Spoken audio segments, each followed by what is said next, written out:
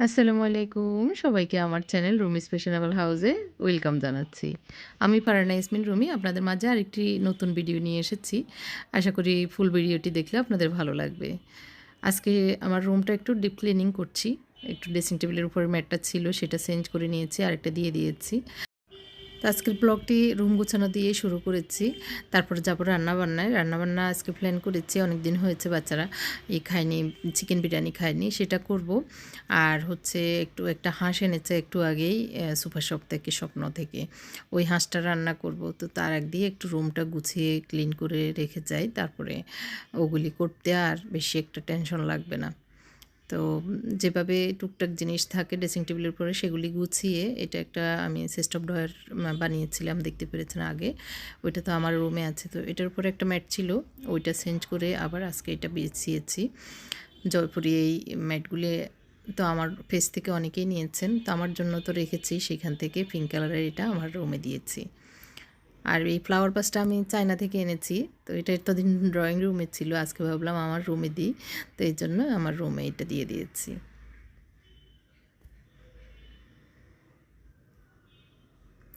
এই তো প্রয়োজনীয় জিনিসগুলি রেখেই রুমটা এইভাবে এই সাইডটা গুছিয়ে নিয়েছি। কিছু বেডশিট বা কিছু পুরোনো যেগুলি ব্যবহার হয়ে গেছে আর বেশি একটা ইউজ এখানে করব না, সেই জিনিসগুলি এখন বের করব, বের করে সেগুলি আলাদা করে নিব বাড়ির জন্য। রুম এদিক গুছানো হয়েছে, এখন ওই সাইডটা একটু গুছাবো। এই বক্স থেকে এগুলো বের করছি, এগুলো বাড়িতে নিয়ে যাব। আর হচ্ছে যে কাপড়, এগুলো একটু গুছাচ্ছি, শীতের কাপড়, গরম কাপড় সব একটু গুছানো দরকার। এই বক্সটাতে আসলে থাকে আর কি এইসব কাপড়। এটা হলো সুন্দুক। তো এটা এটা তো এটার অংশ বিশেষ। এগুলি একটু কার্টুনে ঢুকিয়ে নিয়ে যাবো। আর এখানে যেগুলি বেশি একটা লাগবে না সেগুলি একটু কাউকে দিয়ে দিব আর কি, যেগুলি আমাদের বেশি একটা ইউজ করা হয় না।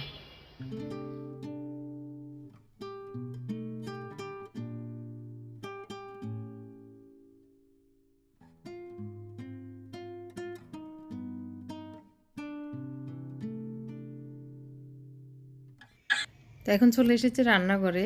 রেহানাকে দিয়ে হাঁসটা একটু পরিষ্কার করিয়ে নিচ্ছি। ছোট ছোট আবার পশম থাকে, সেগুলি একটু ক্লিন করাতে। তো এমনিতেই স্বপ্নতে পরিষ্কার করে দেয়। এটা মেবি 3 কেজির কাছাকাছি হবে একটা হাঁস, রাজহাঁস মেবি।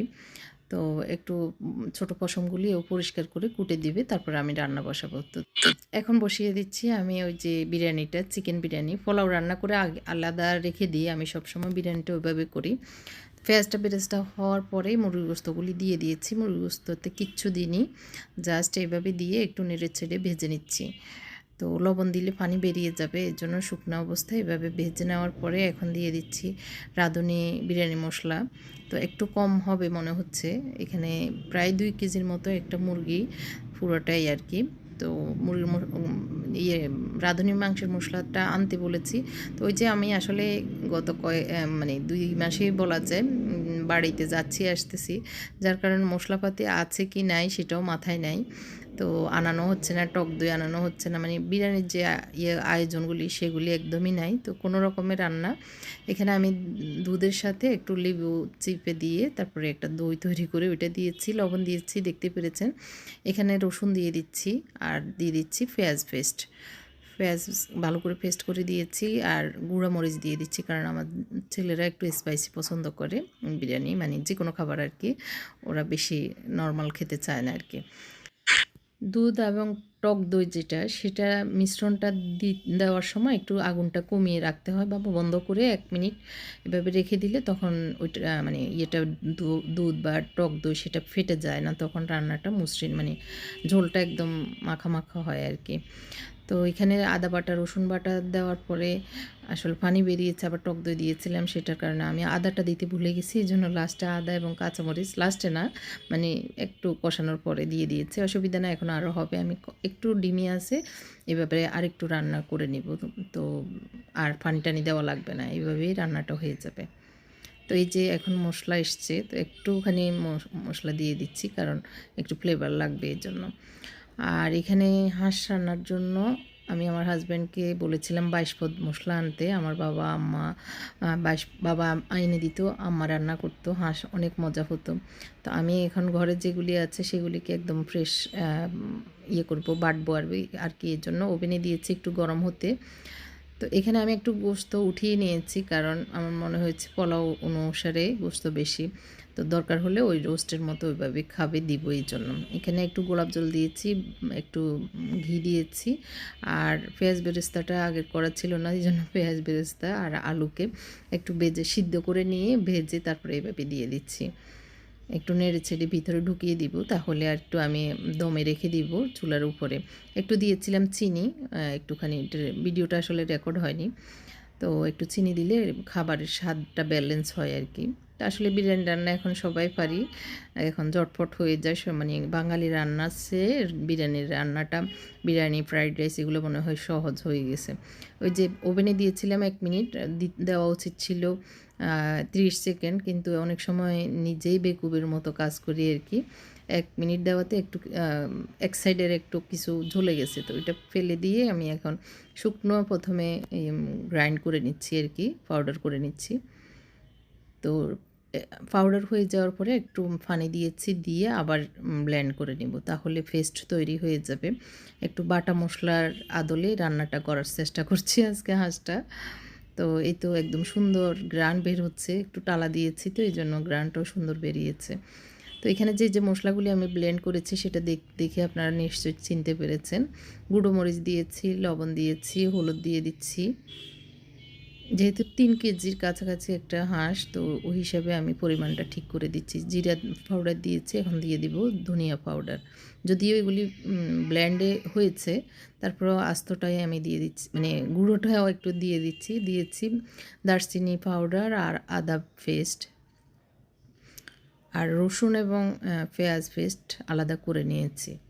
পেঁয়াজগুলিকে একটু ভেজে নিচ্ছি পাশাপাশি। এখন আমি এই যেটা বেটে নিয়েছিলাম, মানে ব্লেন্ড করে নিয়েছিলাম, সেটা দিয়ে দিচ্ছি, আর একটু রেখে দিচ্ছি, মনে হচ্ছে বেশি কড়া হয়ে যাবে মশলা, এই জন্য। তো একটা বড় ইয়ে দিয়েছি, জয়ফল দিয়েছি, জয়ত্রী দিয়েছি, দেখতে পেরেছেন। তো 22 পদ মশলায় আরও অনেক মশলা থাকে, সেটা তো আর হয়নি। আমার হাজব্যান্ড চিনিও না, উনি আর আনিও নাই এই আর কি। তো একটু পানি দিয়ে এই মশলাটা বাটা মশলার মতো করে নিয়েছি। এখানে আদা রসুন, রসুন আর পেঁয়াজ বেটে নিয়েছি 1 বাটি। তো রসুন আর পেঁয়াজটা দিয়ে দিয়েছি একটু কাঁচা গন্ধটা চলে যাওয়ার জন্য। আর এখন দিয়ে দিচ্ছি ওই যে মশলাটা, পুরো মশলাগুলি একটু কষিয়ে নেব। বাটি 2 একটু পানি দিয়ে দিব, যাতে মশলাগুলি নিচে না লেগে যায়। আগে ঢাকনা দিয়ে একটু কষিয়ে নেওয়ার পরে এখন একটু পানি দিয়ে দিব, বাটি 2 আর কি।